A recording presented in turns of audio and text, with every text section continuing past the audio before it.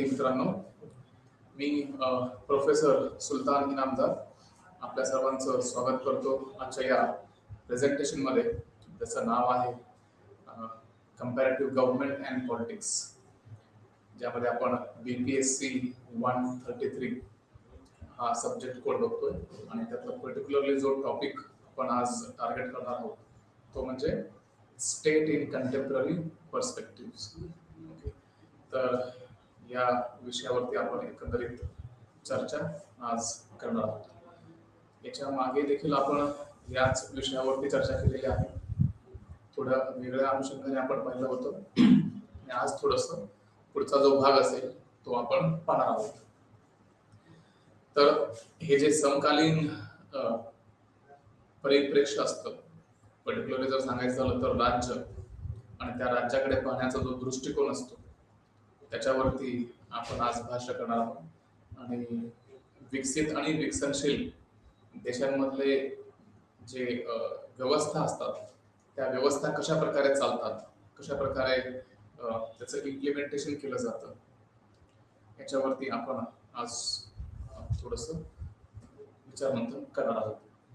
सर्वप्रथम आपण पाहिलेलं आहे की राज्य जेव्हा ही संकल्पना आपल्या डोळ्यासमोर येते त्यावेळेस एक सरकार आपल्याला दिसते की ज्यामध्ये जे सरकारी लोक असतात, पर्टिक्युलरली जर सांगायचं झालं तर आपण भारतामध्ये जेव्हा सरकार म्हणतो त्यावेळेस मग राष्ट्रपती, पंतप्रधान, मग सर्व कॅबिनेट मंत्री, त्यांचं मंत्रिमंडळ, संपूर्ण मंत्रिमंडळ असतं. त्यानंतर मग पूर्ण जी नोकरशाही व्यवस्था आहे, ब्युरोक्रेसी आहे, ही एकंदरीत आपल्या समोर येते. म्हणजे त्यामध्ये पोलीस खातं आलं, त्यानंतर परत मिलिटरी आलं किंवा अजून जेवढ्या गोष्टी आहेत की जे सरकारशी निगडीत आहेत, हे सर्व गोष्टी आपल्या डोळ्यासमोर येतात. तर सांगायचा मुद्दा हा की राज्य आणि सरकार यामध्ये थोडंसं अंतर आहे. दोन्हीही एक समान नाहीयेत. ते कशा प्रकारे वेगळे आहेत ते आपण पाहणार आहोतच. पण मुख्य मुद्दा म्हणजे राज्य ही पूर्णपणे वेगळी कन्सेप्ट आहे, वेगळी संकल्पना आहे. आणि जे सरकार आहे, सरकार राज्याचा एक अंग आहे, एक त्याला म्हणतो आपण घटक आहे. म्हणजे सांगायचं म्हटलं तर असं म्हणू शकतो आपण की राज्य ही खूप मोठी संकल्पना आहे आणि सरकार ही तुलनेने छोटी संकल्पना आहे. ओके, तर हा तो फरक आहे. त्यासाठी मग अगोदर राज्य म्हणजे काय किंवा त्याची उत्क्रांती कशा प्रकारे झाली त्याच्यावर थोडंसं भाष्य करूया.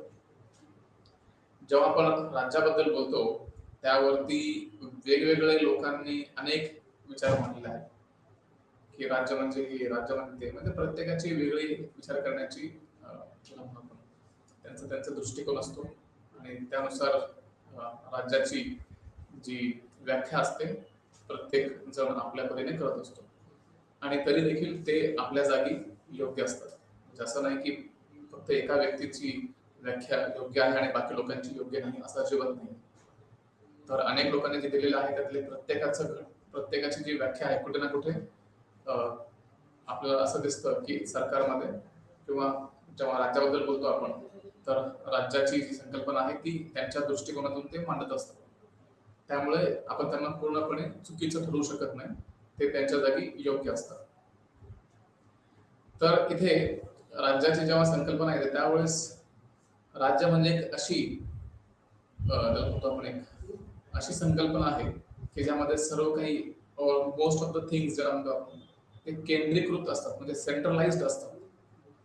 राज्य ही एक अशी राजकीय संघटना आहे की ज्यामध्ये केंद्रीकृत सरकार असते आणि जी विशिष्ट प्रदेशात बळाच्या कायदेशीर वापराची मक्तेदारी देखील ठेवते.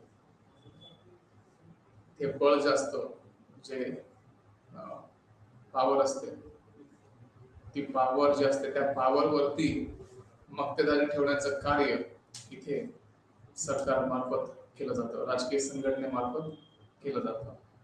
तर ही व्याख्या मॅक्स वेबरने दिलेली आहे. तर मॅक्स वेबर इथे आपल्या परीने आपले विचार मांडत आहे.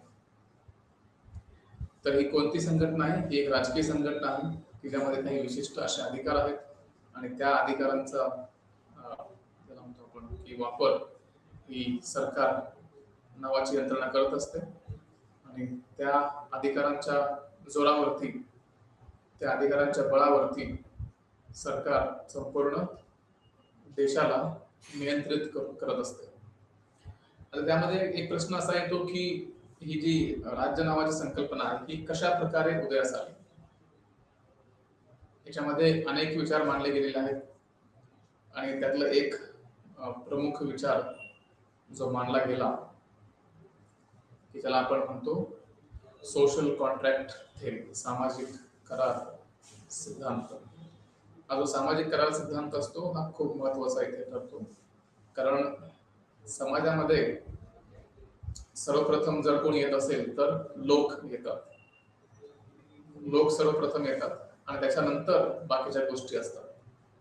जर लोकच नसतील तर कोणत्याही प्रकारचं राज्य नसेल, कोणत्याही प्रकारचा देश नसेल, काही नसेल. त्यामुळे लोकांचं असणं अनिवार्य आहे, लोकांचं असणं गरजेचं आहे.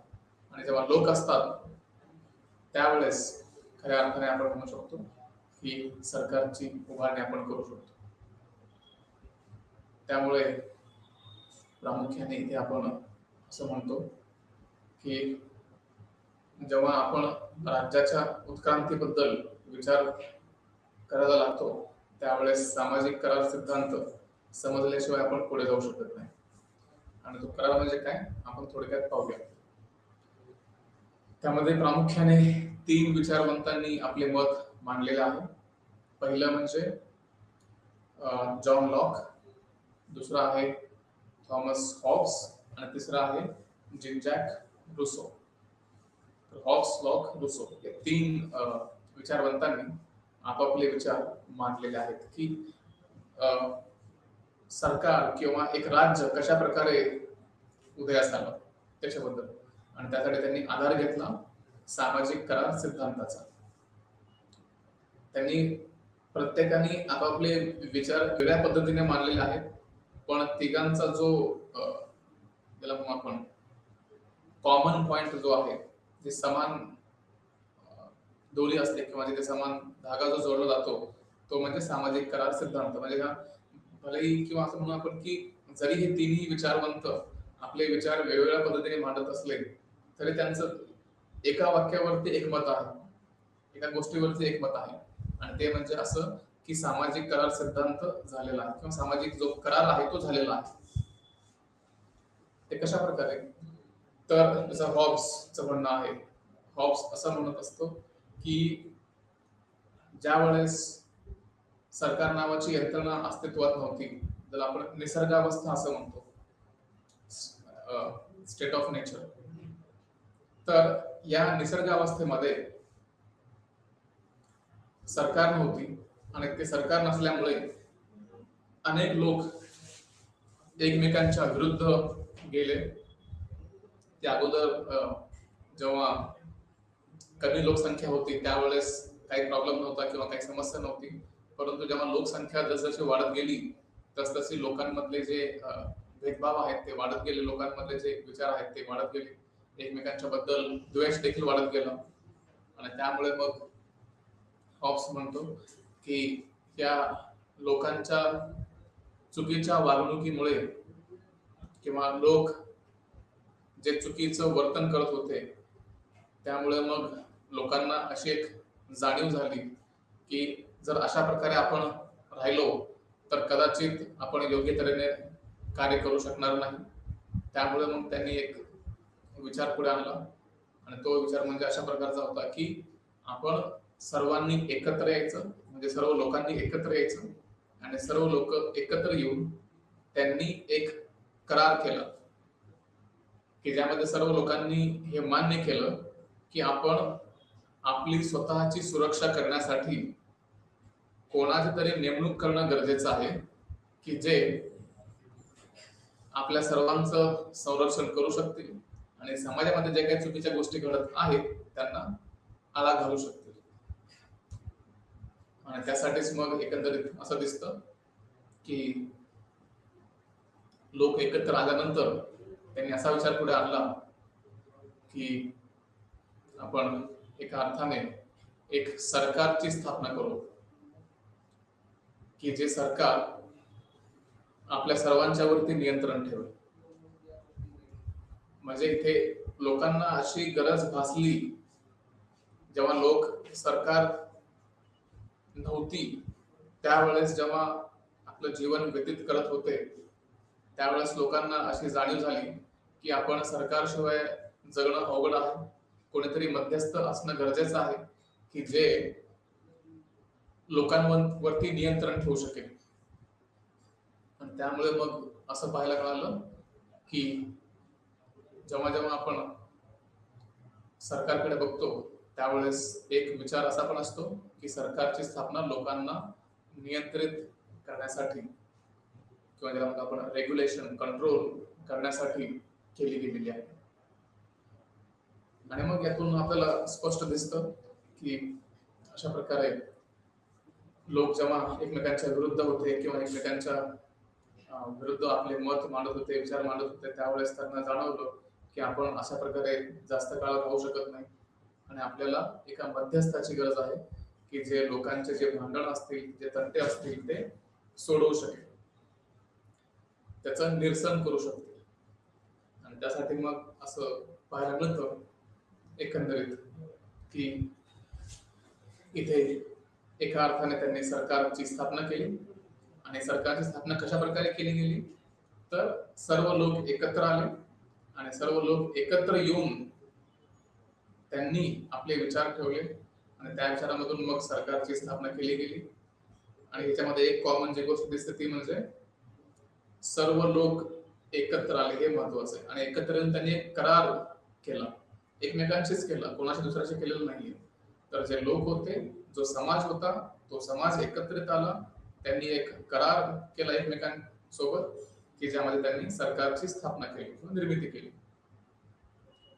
आणि या करारालाच सामाजिक करार सिद्धांत असं म्हणतात. हे झालं हॉब्सचे हे विचार होते. त्यासोबतच जॉन लॉक जे लिबरल विचारवंत आहेत किंवा ज्याला आपण उदारमतवादी विचारवंत असं म्हणतो, तर जॉन लॉकने सुद्धा आपले विचार सामाजिक कराराबद्दल मांडलेले आहेत. पण त्यामध्ये एक फरक असा आहे की जॉन लॉक हे उदारमतवादी विचारवंत असल्यामुळे त्यांनी लोकांच्या नकारात्मक पैलूकडे लक्ष देण्यापेक्षा सकारात्मक पैलूवरती लक्ष दिलेलं आहे. म्हणजे जे व्यक्ती असतात, हे जो समाज असतो, जॉन लॉकचं म्हणणं आहे की सरकार नसताना देखील फार काही लोक एकमेकांच्या विरुद्ध होते असं नाहीये. तेव्हा देखील लोक चांगल्याच प्रकारे राहत होते. परंतु फक्त जे गैरसोय होते लोकांची, ते गैरसोय होऊ नये यासाठी लोक एकत्र आले आणि त्यांनी सरकारची स्थापना केली, असं जॉन लॉकचं म्हणणं आहे. आणि जॉन लॉकचं अजून एक मत असं आहे की सामाजिक करार जेव्हा झाला त्यावेळेस फक्त एक करार झालेला नाहीये, तर इथे 2 करार झालेले आहेत. जॉन लॉकचं म्हणणं आहे की पहिला जो करार झाला तो म्हणजे लोकांच्या मध्ये आपापसात झालेला करार आहे की ज्यामध्ये लोक एकमेकांच्या संपर्कात आले, एकत्र आले आणि त्यांनी हे मान्य केलं की आपण सरकार नावाची यंत्रणा किंवा राज्याची निर्मिती करूयात. तर मग त्यांनी राज्याची निर्मिती केली. हा झाला पहिला करार की जे लोकांच्या मध्ये झालेला आहे. दुसरा जो करार आहे तो लोक आणि निर्मिती झालेली जे जे राज्य आहे या दोघांच्या मधला. पहिला तर जो करार होता तो फक्त लोकांच्या मध्ये होता. दुसरा जो करार आहे ते लोक आणि राज्य यांच्या मधला आहे. आणि इथे दुसरा करार जेव्हा झाला त्यावेळेस जॉन लॉकचं असं म्हणणं आहे की लोकांचे जे अधिकार होते त्यातले बहुतांश अधिकार सरकारला दिले गेले, कारण जोपर्यंत आपण आपले अधिकार सोडून देत नाही तोपर्यंत सरकार आपल्याला नियंत्रित करू शकत नाही. त्यासाठी मग ते जर करायचं असेल तर आपले अधिकार सरकारला द्यावे लागतील आणि ते केलं गेलं. परंतु त्याच वेळेस 3 अधिकार जे आहेत ते लोकांच्याकडे राहिलेले आहेत, जे की सरकारला दिले गेलेले नाही किंवा राज्याला दिले गेलेले नाही. ज्याला आपण right to life, right to liberty and right to property असं म्हणतो. जीविताचा हक्क, त्यासोबतच लिबर्टी स्वातंत्र्याचा हक्क आणि प्रॉपर्टी संपत्तीचा हक्क. तर जीविताचा हक्क, संपत्तीचा हक्क आणि स्वातंत्र्याचा हक्क, हे जे 3 हक्क आहेत, हे 3ही हक्क लोकांच्याकडे अबाधित आहेत. आणि त्या व्यतिरिक्त जे बाकीचे हक्क असतात किंवा जे स्वातंत्र्य असतं, ते मात्र सरकारला दिलं गेलेलं आहे, की ज्यामुळे ते लोकांना नियंत्रित करू शकते. तर हे जॉन लॉकचं मत. आणि त्याने जसं आपण पाहिलं की जॉन लॉक सुद्धा इथे मान्य करतो की सामाजिक करार झालेला आहे, परंतु ते एक झालेलं नाही तर 2 झालेले आहेत. पहिला जो सामाजिक करार झाला तो लोकांच्या मध्ये झाला आणि दुसरा जो सामाजिक करार आहे तो लोक आणि सरकार यांच्यामध्ये झालेला आहे. तर हे झाले जॉन लॉकचे विचार. आता आपण पाहूयात की रुसोचं काय म्हणणं होतं, कारण रुसोने देखील आपले मत मांडलेलं आहे. रुसो देखील इथे हे मान्य करतो की सामाजिक करार झालेला आहे, पण त्याचा वेगळा दृष्टिकोन आहे. त्याच्यानुसार जोपर्यंत समाज खासगी संपत्ती जमा करत नव्हता किंवा जोपर्यंत सिव्हिलायझेशन ज्याला आपण म्हणतो, जोपर्यंत समाजामध्ये सिव्हिलायझेशन झालेलं नव्हतं, जोपर्यंत नागरी समाज उदयास आला नव्हता, तोपर्यंत कोणत्याही प्रकारची अडचण नव्हती. परंतु जसजशा प्रकारे समाज विकसित होत गेला आणि सिव्हिलाइज होत गेला, त्याच प्रकारे नवीन नवीन संकल्पना देखील येत गेल्या, की ज्यामध्ये प्रायव्हेट प्रॉपर्टी ही एक संकल्पना आहे, खासगी मालमत्ता किंवा खासगी संपत्ती ज्याला आपण म्हणतो. आणि यातून मग प्रामुख्याने असं दिसतं की खासगी संपत्ती जेव्हा ही संकल्पना पुढे आली, त्यावेळेस मग जे बाकीचे लोक होते त्यांच्यामध्ये एक प्रकारे एकमेकांच्या विरुद्ध द्वेष वाढू लागला. म्हणजे प्रत्येक जण एखाद्या गोष्टीवरती मालकी हक्क दाखवू लागला की ही गोष्ट अमुक व्यक्तीची आहे, ती ती ती संपत्ती अमुक व्यक्तीची आहे. त्यामुळे झालं काय, तर समाजामध्ये तेढ निर्माण झाला. कोणत्या गोष्टीमुळे, तर खासगी संपत्तीमुळे. आणि त्यातून मग असं एकंदरीत दिसतं की लोक पुन्हा एकत्र आले आणि त्यांना कळालं की जर हे अशा प्रकारे चालू राहिलं तर लोक एकमेकांच्या विरुद्ध जातील आणि एकमेकांना नष्ट करून टाकतील, संपवून टाकतील. त्यामुळे मग पर्याय काय राहतो, तर पर्याय हा राहतो की राज्याची निर्मिती करणे. एक प्रकारे राज्याची निर्मिती करणं हा एक पर्याय राहतो. आणि त्यामुळे हे मान्य केलं गेलं की राज्याची निर्मिती झाली पाहिजे आणि लोकांनी एकत्रित येऊन एक करार एकमेकांसोबत केला की ज्याला नाव दिलं गेलं सामाजिक करार सिद्धांत. तर आपण हे तिन्ही विचारवंत पाहिलेले आहेत, कशा प्रकारे यांनी आपले विचार मांडलेले आहेत. तर ही झाली राज्याची उत्पत्ती. आता आपण पुढे येऊयात, त्याच्या पुढचा भाग जो आहे ते आपण पाहूयात. तर वेबर जे राज्याची संकल्पना मांडत आहे त्यामध्ये एक मुख्य मुद्दा दिसतो, तो म्हणजे राज्याची जी सत्ता असते, जी पॉवर असते, त्याच्यावरती वेबरने भाष्य केलेलं आहे. वेबरचं इथं स्पष्ट मत आहे की जे अधिकार आहेत किंवा जे राज्याची आपण सत्ता आहे, त्या सत्ताचा वापर कशा प्रकारे केला जातो त्याच्यावरती खूप काही अवलंबून असतं. आणि राज्याकडे सत्ता देणं हे क्रमप्राप्त आहे, कारण जर लोकांना नियंत्रित करायचं असेल, त्यांना जर व्यवस्थित रेग्युलेट करायचं असेल, तर त्यासाठी सरकारकडे काही अधिकार असणं गरजेचं आहे. आणि त्यामुळे मग इथे लोकांना किंवा नागरिकांना व्यवस्थित आपण हाताळण्यासाठी किंवा त्यांच्या जे काही सोयी सुविधा आहेत ते पुरवण्यासाठी सरकारकडे काही अधिकार असणं गरजेचं आहे. आणि जेव्हा आपण राज्याबद्दल बोलतो त्यामध्ये प्रामुख्याने 4 घटक आपल्याला पाहायला मिळतात. एक म्हणजे लोकसंख्या आहे.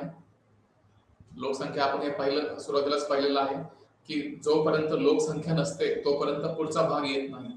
लोकसंख्या हा खूप महत्वाचा घटक आहे. जर लोकच नसतील तर देशाची निर्मितीच करू शकत नाही. त्यामुळे जर एक देश उभारायचा असेल, एक राज्य उभारायचं असेल, तर त्यासाठी लोकांचं असणं अनिवार्य आहे. त्यासोबतच जेव्हा लोक असतील त्यानंतर एक विशिष्ट असा प्रदेश असणं देखील गरजेचं आहे. एक प्रदेश असेल, एक ज्याला म्हणतो आपण की जॉग्राफिकल बॉर्डर असेल, जसं आपण भारताबद्दल बोलतो की भारताची एक सीमारेषा आहे की जे आपले शेजारी राष्ट्र आहेत त्यांना जे जोडतो, जसे की बांगलादेश, पाकिस्तान, चायना, अफगाणिस्तान, म्यानमार, हे जे देश आहेत, बांगलादेश, हे सर्वांना जोडणारी जी एक लाईन असते ज्याला आपण इंटरनॅशनल बाउंड्री किंवा इंटरनॅशनल बॉर्डर असं म्हणतो, की जे दोन देशांना विभागते. तर एक विशिष्ट भूप्रदेश असणं गरजेचं आहे की ज्याला आपण म्हणू शकू की हा या भागावरती हा देश आहे. त्यामुळे एक प्रदेश, विशिष्ट अशी जॉग्राफी, टेरिटरी असणं गरजेचं आहे. त्यासोबतच सरकारचं असं असणं अनिवार्य आहे. जेव्हा लोक असतील, एक विशिष्ट भूप्रदेश असेल तर त्यामध्ये एक सरकार असणं गरजेचं आहे. ते सरकार काय करेल, तर सरकार या सर्व लोकांना रेग्युलेट करेल, सर्व लोकांना व्यवस्थित घेऊन पुढे चालेल. त्यासाठी हे गरजेचं आहे की कशा प्रकारे आपण एक सरकार आणू शकतो. आणि जे सरकार असेल ते सरकार जे काही विशिष्ट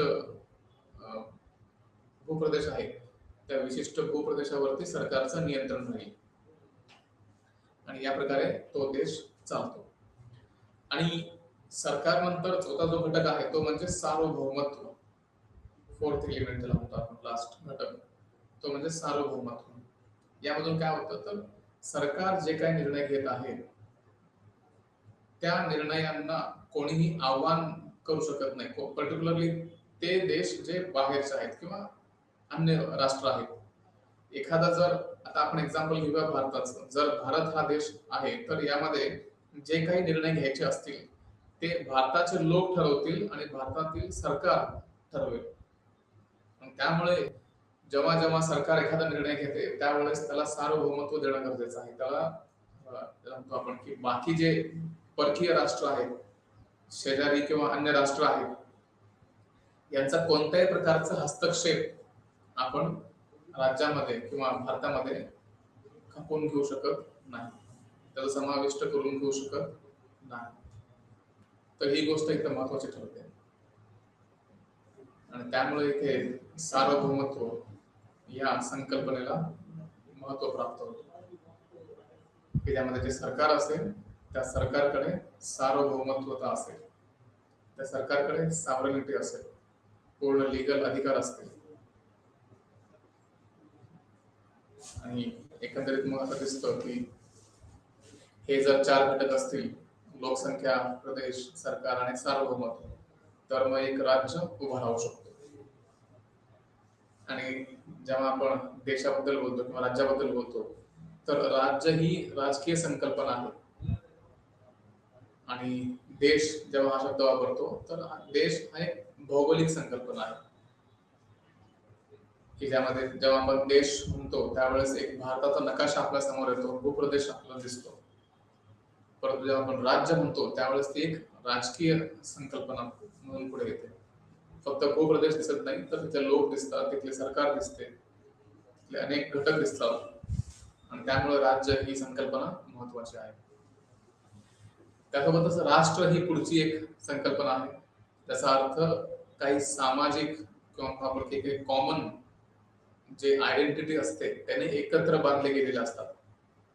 जसे की भाषा आहे, धर्म आहे, वंश आहे, संस्कृती आहे किंवा इतर कोणत्याही प्रकारच्या सामूहिक ओळखीवरती किंवा आयडेंटिटीवरती आधारित असतं. की ज्यामध्ये हे दिसतं की हे सर्व लोक एक भाषा बोलणारे लोक आहेत किंवा एक धर्माचे पालन करणारे लोक आहेत आणि त्यामुळे हे जे धर्म आहे किंवा ही भाषा आहे या सर्वांच्या मध्ये एक धागा जोडते. धर्म किंवा वंश असेल, संस्कृती असेल किंवा अन्य कोणतीही गोष्ट असेल, जी गोष्ट लोकांना एकत्रित आणते आणि त्यामधून मग एक राष्ट्र उभा राहतो. म्हणजे लोक तसे भरपूर अनेक प्रकारचे असतात परंतु त्यांच्यामध्ये कोणता तरी एक समान धागा असणं गरजेचं आहे, एक समान ओळख, आयडेंटिटी असणं गरजेचं आहे. जेव्हा समान आयडेंटिटी समोर येते, कॉमन गोष्ट जेव्हा पुढे येते त्यावेळेस आपण म्हणू शकतो खऱ्या अर्थाने की इथे एक राष्ट्र उभारलेला आहे. तर इथे हे जे कॉमन गोष्टी आहेत त्याच्यावरती राष्ट्राची निर्मिती केली जाते.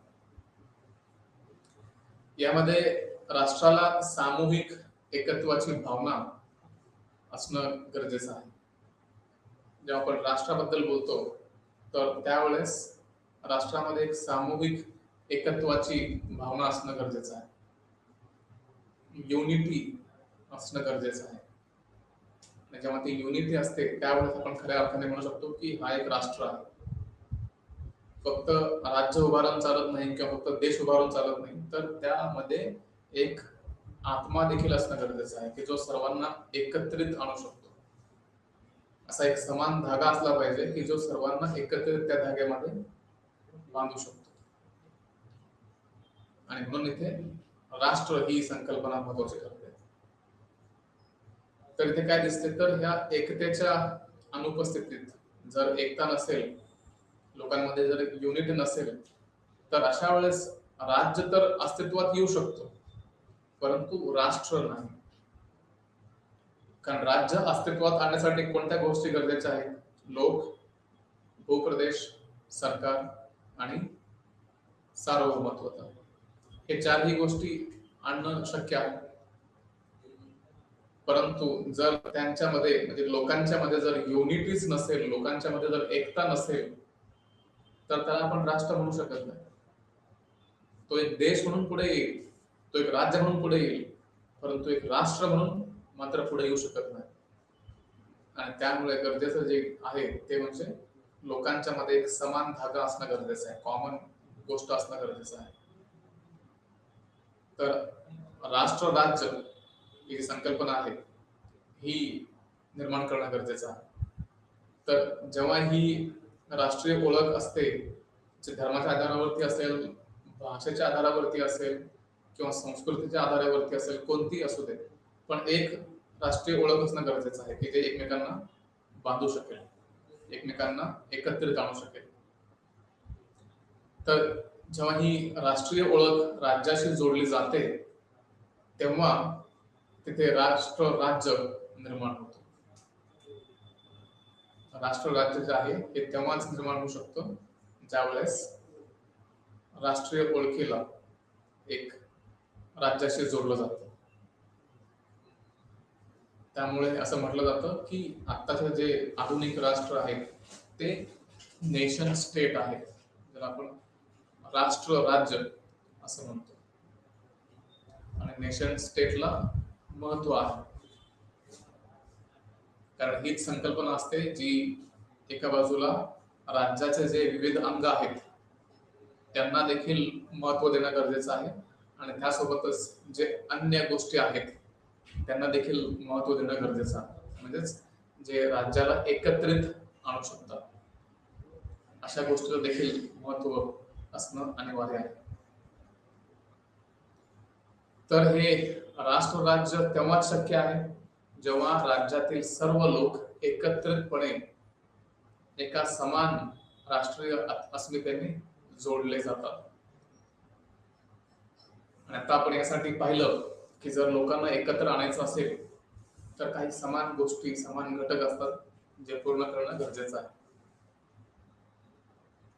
आणि ते म्हणजे आता आपण पाहिलं ते भाषेच्या आधारावरती असू शकतं, धर्माच्या आधारावरती असू शकतं, वंशाच्या आधारे असू शकतं, संस्कृती असेल किंवा अन्य कोणताही घटक असेल. अशी कोणतीही गोष्ट जी लोकांना एकत्र करू शकते.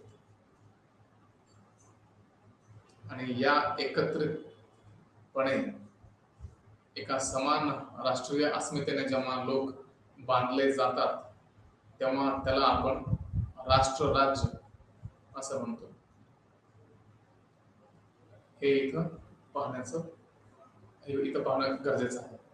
त्यामुळे आता आपण पाहिलं की जे आधुनिक राष्ट्र आहेत तर ही अशा प्रकारे चालतात की जे राष्ट्र राज्य संकल्पनेवरती आधारित आहेत. तर हे केव्हा शक्य आहे? जेव्हा जेव्हा आपण या गोष्टी करतो, जेव्हा जेव्हा आपण राष्ट्र राज्य या संकल्पनेबद्दल बोलतो तेव्हा तेव्हा आपल्याला या गोष्टी पाहायला मिळतात.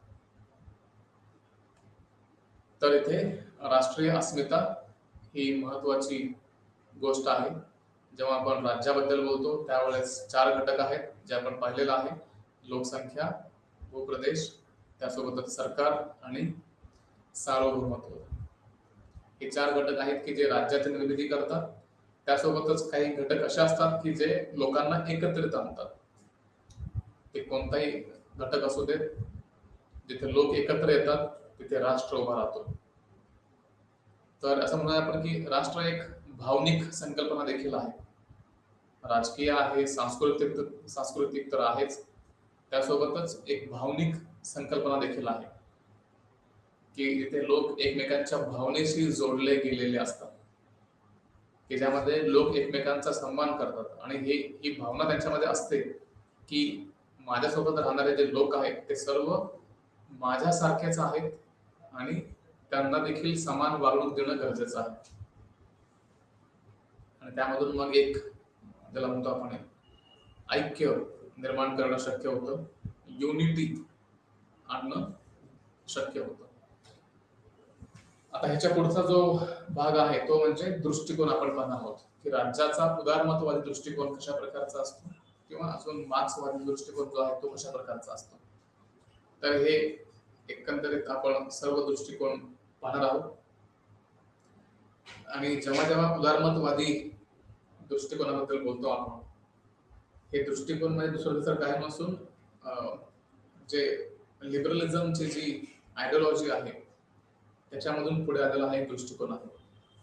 म्हणजे राज्याकडे पाहण्याचा दृष्टिकोन, उदारमतवादी दृष्टिकोन, की राज्याकडे पाहत असताना राज्य कसा आहे किंवा त्याचं स्वरूप कशा प्रकारचं आहे हे पाहण्यासाठी एक दृष्टिकोन लागतो आणि तो म्हणजे उदारमतवादी दृष्टिकोन. त्या प्रकारे अनेक दृष्टिकोन आहेत, पण सध्या आपण उदारमतवादी दृष्टिकोनावरती लक्ष केंद्रित करत आहोत. तर जेव्हा आपण उदारमतवादी दृष्टिकोनाबद्दल बोलतो त्यामध्ये काही तत्व आहेत की ज्यावरती ही पूर्ण विचारधारा आधारित आहे. त्यातलं पहिलं तत्व म्हणजे स्वातंत्र्य. स्वातंत्र्य असणं अनिवार्य आहे. त्यानंतर अधिकार, त्यानंतर आधुनिकता, प्रगती, विकास इत्यादी. तर जेव्हा आपण स्वातंत्र्यावरती लक्ष केंद्रित करतो त्यावेळेस साहजिक आहे की जर लोकांना अधिकार द्यायचे असतील, लोकांना स्वातंत्र्य द्यायचं असेल, तर त्यावेळेस सरकारचे जे अधिकार आहेत ते कमी करणं गरजेचं ठरतं. कारण आपण एकतर सरकारला खूप जास्त अधिकार देऊ शकतो किंवा मग एकतर लोकांना खूप जास्त अधिकार देऊ शकतो, किंवा मग दुसरा त्याचा मार्ग असा आहे की दोघांच्या मध्ये आपण एक समन्वय साधू शकतो की सरकारकडे पण काही अधिकार असतील आणि लोकांच्याकडेही काही अधिकार असतील आणि दोघांच्या मध्ये एक प्रकारचा समन्वय आहे, बॅलन्स आहे. तर ती एक संकल्पना आपण सांगू शकतो. तर स्वातंत्र्य जी एक संकल्पना आहे ती अशा प्रकारे की जेव्हा जेव्हा सरकार आपलं कार्य करेल त्यावेळेस लोकांच्या स्वातंत्र्यावरती कोणत्याही प्रकारची गदा येता कामा नये. कोणत्या प्रकारचं आपण की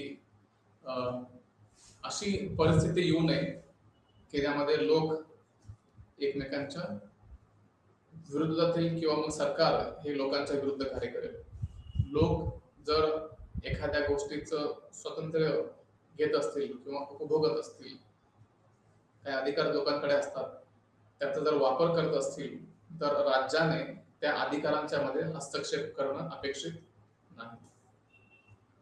त्याउलट राज्याने लोकांना कशा प्रकारे जास्तीत जास्त प्रकारे विकसित करता येऊ शकेल त्याच्यावरती लक्ष केंद्रित करणं गरजेचं आहे. कशा प्रकारे लोकांना जास्तीत जास्त अधिकार आणि स्वातंत्र्य देता येऊ शकेल त्याच्यावरती लक्ष केंद्रित करणं गरजेचं आहे. त्यामुळे लोकांकडे स्वातंत्र्य असलं पाहिजे, काही अधिकार असले पाहिजे आणि सरकारने ते अधिकार कोणत्याही परिस्थितीमध्ये काढून घेता कामा नये. आणि हे जेव्हा आपण अधिकारांच्या बद्दल बोलतो, स्वातंत्र्याच्या बद्दल बोलतो, तर आपण हे सकारात्मक दृष्टिकोनातून बोलत आहोत. म्हणजे नकारात्मक खूप लांबची गोष्ट आहे. जसं की आता आपण जर सांगायचं झालं तर शिक्षणाचा अधिकार प्रत्येक व्यक्तीला असला पाहिजे. एखाद्या विद्यार्थ्याला किंवा विद्यार्थिनीला जर शिक्षण घ्यायचं असेल तर सरकारने त्यांना थांबवता कामा नये, सरकारने त्यांना अडवता कामा नये. त्यांचं शिक्षण हे सतत चालू असलं पाहिजे. आणि ते जर करायचं असेल तर मग साहजिक आहे की इथे अधिकार, स्वातंत्र्य हे सर्व गोष्टी लोकांना द्यावं लागेल. आणि जेव्हा आपण लोकांना स्वातंत्र्य बहाल करतो त्याच वेळेस लोकांचा विकास होत असतो, बुद्धिमत्तेचा विकास होत असतो, शारीरिक विकास होत असतो, बौद्धिक विकास होत असतो. तर या सर्व गोष्टींचा विकास करण्यासाठी लोकांना काही प्रमाणात स्वतंत्र असणं गरजेचं आहे. त्याच्यावरती कोणत्या प्रकारचं नियंत्रण असता कामा नये. त्यासोबतच समाजाला आधुनिक करणं देखील गरजेचं आहे. आधुनिकता जी संकल्पना असते ती आधुनिकता आणणं गरजेचं आहे. तर ही आधुनिकता कशा प्रकारे आणली जाऊ शकते? समाजामध्ये सकारात्मक बदल आणून. जेव्हा आपण समाजामध्ये सकारात्मक बदल आणतो त्यावेळेस आधुनिकता येत असते. आणि आधुनिकता आणण्यासाठी बदल असणं खूप गरजेचं आहे. बदल आणणं हे खूप अनिवार्य आहे. आणि त्यामुळे असं म्हटलं जातं की आधुनिकता जर आणायची असेल तर समाजामध्ये सकारात्मक बदल घडवून आणणं गरजेचं आहे. जेव्हा आपण सकारात्मक बदल घडवून आणतो त्यावेळेस ह्या गोष्टी करणं शक्य होतं. त्यासोबतच प्रगती होत असते. जेव्हा आपण लोकांना अधिकार देत असतो त्यावेळेस त्या अधिकारांचा योग्य वापर केला जातो आणि त्यानंतर मग लोकांचा विकास आणि प्रगती करणं शक्य होतं. त्यामुळे ते जो उदारमतवादी दृष्टिकोन आहे त्या उदारमतवादी दृष्टिकोनाचा एक स्पष्ट संदेश असा असतो यामधून की लोकांच्या खासगी आयुष्यात सरकारने हस्तक्षेप करू नये, राज्याने हस्तक्षेप करू नये. आणि जर लोकांना सरकारची गरज पडत असेल तरच राज्याने तिथे हस्तक्षेप करावा. सरकारचं जे काम असतं ते वैयक्तिक स्वातंत्र्य जे असतं ते सुनिश्चित करणं आहे, संरक्षण वाढवणं आहे. आणि एक प्रकारे म्हणू आपण की राज्याची जी भूमिका असते ती काय प्रमाणात मर्यादित असते. म्हणजे राज्य पूर्णपणे मनमानी अधिकार करू शकत नाही किंवा राज्य पूर्णपणे लोकांच्या विरुद्ध कार्य करू शकत नाही. तर राज्याचे जे अधिकार असतात ते अधिकार देखील कमी करणं गरजेचं आहे, ते अधिकार देखील मर्यादित करणं गरजेचं आहे. त्यामुळे मग असं दिसतं एकंदरीत की राज्याची जी भूमिका आहे आणि कार्य आहे, फंक्शन्स ज्याला म्हणतो आपण, role and functions are limited. इथे उदारमतवादाचं असं म्हणणं आहे की जेवढा आपण जास्त अधिकार राज्याकडे देऊ तेवढा त्या अधिकारांचा दुरुपयोग होण्याची शक्यता जास्त असते. आणि त्यामुळे जर ते टाळायचं असेल तर मग राज्याचे अधिकारच मुळात कमी केले गेले पाहिजे. आणि जेव्हा आपण अधिकार कमी करतो त्यावेळेस मग खऱ्या अर्थाने आपण असं म्हणू शकतो की लोकांना स्वातंत्र्य मिळत आहे, अधिकार मिळत आहेत आणि ते त्या अधिकारांचा वापर करून स्वतःचा आणि समाजाचा विकास करत असतात. कारण समाज म्हणजे वेगळं काही नसून लोकांचा समूह असतो. जे लोक असतात ते एका समाजामध्ये राहत असतात. तर आपण लोकांना जर विकास करण्यासाठी मुभा दिली तर साहजिकच लोकांच्या मनामध्ये एक सकारात्मक चित्र निर्माण होऊ शकेल. आणि राज्याने केवळ तेव्हाच हस्तक्षेप करावं जेव्हा एखाद्या व्यक्तीला अधिक स्वातंत्र्य मिळण्यास आणि विकासामध्ये मदत होईल. जर एखाद्या व्यक्तीला विकास करायचा असेल तर त्यावेळेस सरकारने त्यावेळेस हस्तक्षेप करून त्या व्यक्तीच्या विकासासाठी कशा प्रकारे कार्य करता येईल याकडं लक्ष देणं गरजेचं आहे. आणि नकारात्मक गोष्टीसाठी म्हणजेच लोकांचे अधिकार दाबण्यासाठी सरकारने हस्तक्षेप करू नये. आणि त्यामुळे त्यांनी संकल्पना अशी दिली की लिमिटेड स्टेट असावं, एक मर्यादित राज्य असावं की ज्याचे कार्य आणि अधिकार हे कमी असतील, तुलनेने कमी असतील. तर इथे व्यक्तींना राज्य आणि सरकारी सत्तेचा स्रोत बनवणं देखील गरजेचं आहे. जे लोक आहेत, सरकारी लोक, त्यांना इथे सत्तेचा स्रोत बनवणं गरजेचं आहे. तर इथे त्यामुळे एकंदरीत असं पाहायला मिळतं की जर लोकांना सत्तेचं स्रोत बनवायचं असेल तर मग जे सरकार सत्तेमध्ये असेल त्या सरकारचं जे चयन असेल ते लोकांच्या द्वारे केलं जाईल. सरकारमध्ये जे लोक आहेत त्यांची जी जर आपण निवडणुका होत असतील तर ते लोकांच्या द्वारे केले गेले पाहिजे आणि त्यामुळे एका अर्थाने सरकारवरती लोकांचं नियंत्रण राहतं आणि ते नियंत्रण प्रस्थापित होणं गरजेचं असतं. आणि त्यामुळे आपण म्हणतो की व्यक्तींना किंवा लोकांनाच सत्तेचा स्रोत बनवलं गेलं पाहिजे की जेणेकरून सरकारकडे किती जरी अधिकार असले तरी ते त्याचा दुरुपयोग मात्र करू शकणार नाहीत. त्यासोबतच पॉलिटिकल ऑब्लिगेशन ही एक महत्वाची संकल्पना आहे. मर्यादित राजकीय आबंधन सिद्धांताचं समर्थन केलं गेलेलं आहे. म्हणजेच काय, तर सरकारने कायदा बनवला म्हणजे तो पूर्णपणे पाळला गेलाच पाहिजे असं काही नाही. कारण असं की सरकार अनेकदा चुकीचे देखील कायदे बनवू शकते. लोकांचे जे अधिकार आहेत ते दाबण्यासाठी देखील कायदे बनवू शकते. तर त्यावेळेस लोक सरकारच्या या कायद्याविरुद्ध देखील आवाज उठवू शकतात. त्यामुळे जे त्याला म्हणून आपण की तार्किक कायदे असतील किंवा जे एक प्रकारे योग्य कायदे असतील, योग्य निर्णय असेल, ते योग्य निर्णयाचा सन्मान झाला पाहिजे, त्याचं आबंधन केलं गेलं पाहिजे, पॉलिटिकल ऑब्लिगेशन केलं गेलं पाहिजे की जेणेकरून सर्व काही सुरळीत राहील. पण जर सरकार एखादा अन्यायी कायदा आणत असेल तर अशा अन्याय कायद्याला आबंधन करण्याची गरज नाही, त्याला ऑब्लिगेशन देण्याची गरज नाही असं उदारमतवादी दृष्टिकोन सांगतो. आता आपण पाहूया थोडंसं की राज्याचा जो मार्क्सवादी दृष्टिकोन आहे त्याचं काय मत आहे. तर मार्क्सवादी आपल्याला माहिती आहे की एका बाजूला भांडवलदार वर्ग असतो आणि दुसऱ्या बाजूला कामगार वर्ग असतो असं मार्क्सचं भाष्य आहे, त्यांचं म्हणणं आहे. तर भांडवलदार जो वर्ग असतो तो नेहमी कामगार वर्गाचं शोषण कशा प्रकारे जास्तीत जास्त करता येईल यासाठी नेहमी कार्यरत असतो. तर एका बाजूला भांडवलदार वर्ग जो नेहमी आपला जो भांडवल असेल तो वाढवण्यावरती भर देत असतो आणि दुसऱ्या बाजूला कामगार वर्ग जो आपलं जे काही श्रम आहे ते श्रमदान करून जे काही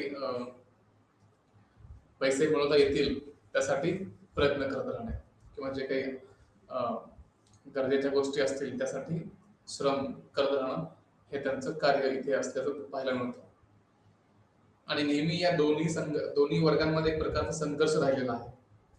भांडवलदार वर्ग जो आहे म्हणजे श्रीमंत जो वर्ग आहे तो नेहमीच कामगार वर्गाला दाबून ठेवण्याचा प्रयत्न करतो की जेणेकरून भांडवलदार वर्गाची जी मक्तेदारी असते ती नेहमी चालू राहील.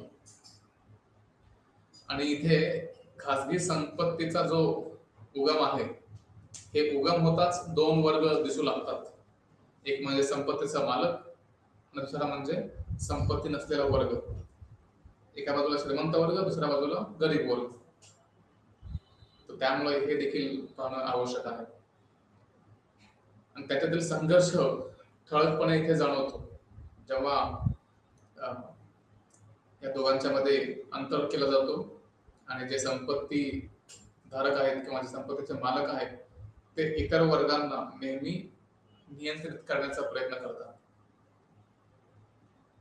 आणि संपत्तीचे जे मालक असतात किंवा जे संपत्ती धारक असतात ते समाजात एक सत्ता तयार करतात आणि शेवटी राज्याचा दर्जा प्राप्त करतात.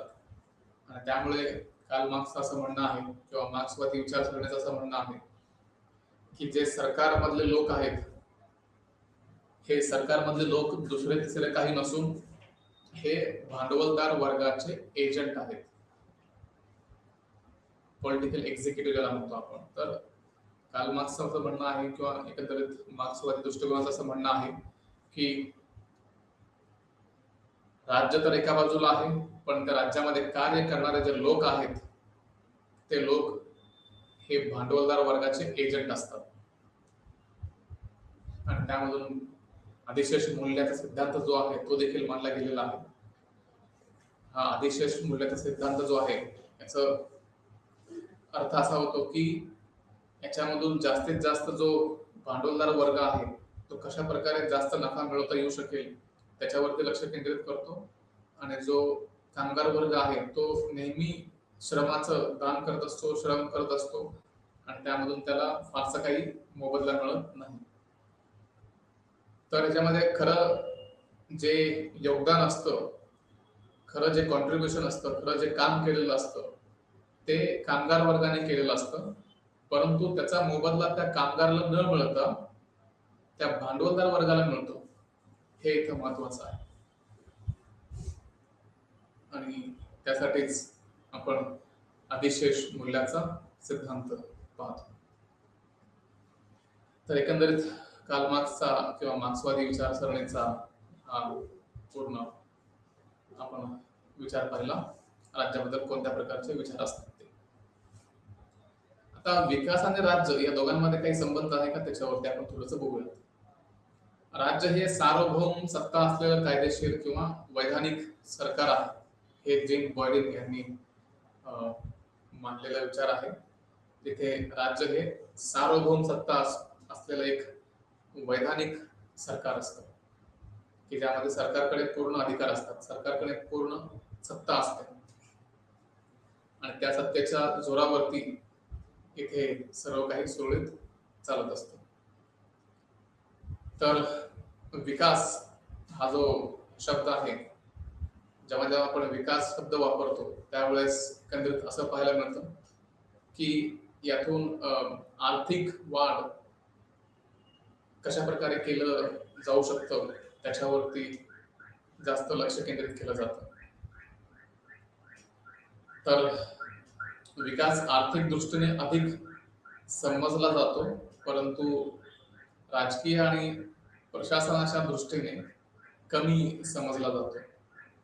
म्हणजेच काय, जेव्हा आपण विकासाची भाषा करतो त्यावेळेस कशा प्रकारे आपली जी आपला जो देश आहे तो कशा प्रकारे विकसित केला जाऊ शकेल किंवा देशामध्ये जे काही इन्फ्रास्ट्रक्चर्स आहेत, संपत्ती आहे ती कशा प्रकारे वाढवता येऊ शकेल. जसं उदाहरणार्थ सांगायचं झालं तर मोठे नवीन रस्ते बांधणे किंवा डॅम्स बांधणे, ब्रिजेस बांधणे किंवा सरकारी आपण मोठे प्रोजेक्ट्स चालवणं. तर हे ज्या सर्व गोष्टी आहेत त्या सर्व गोष्टी आपल्या समोर येतात विकासाच्या स्वरूपामध्ये. त्याला आपण विकास म्हणून पाहत असतो, परंतु फक्त तेवढाच विकास नाहीये, ते तर फक्त आर्थिक विकास आहे. त्याच्या पलीकडे देखील विकासाच्या अनेक बाजू असतात.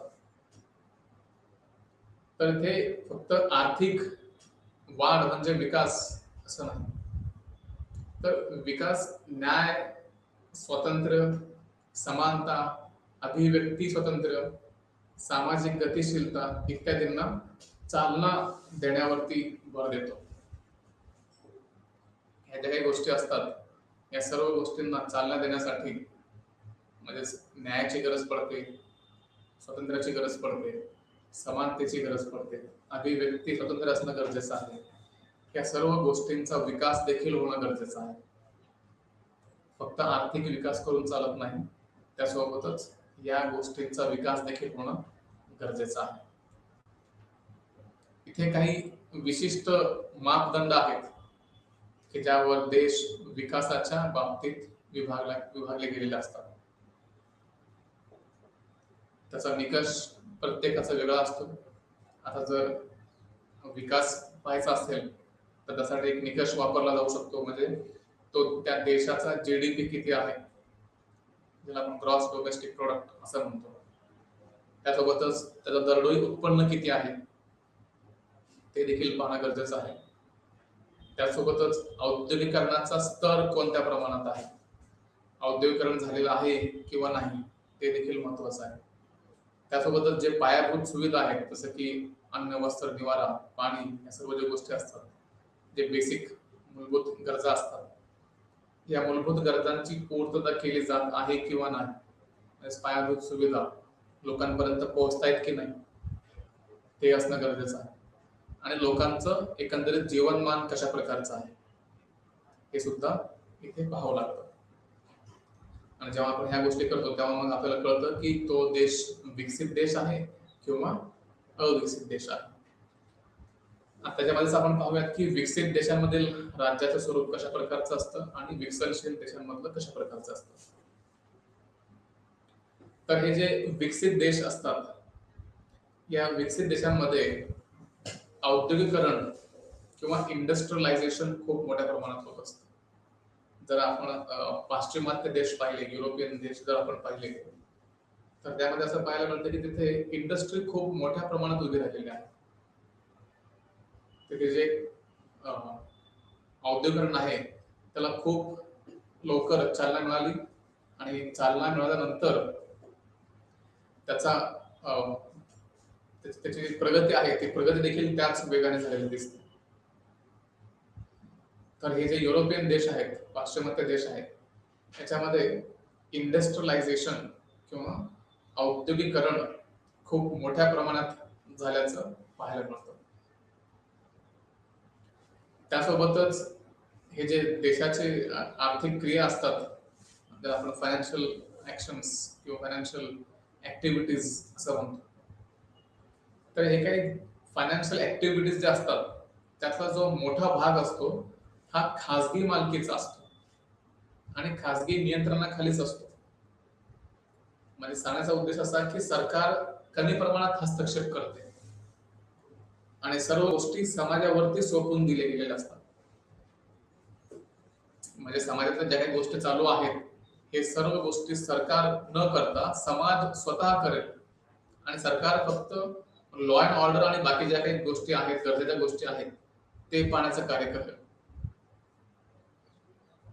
तर त्यामुळे तर आता म्हणतो आपण की जे काही आर्थिक क्रिया घडत असतात, फायनान्शियल ऍक्टिव्हिटीज होत असतात, जे काही देवाणघेवाण होत असते, ते सर्वात जास्त खाजगी मालकीकडे दिले गेलेले असतात आणि त्याच्यावरती पूर्णपणे खाजगी लोकांचा म्हणजे एकंदरीत प्रायव्हेट सेक्टरचा कंट्रोल असतो.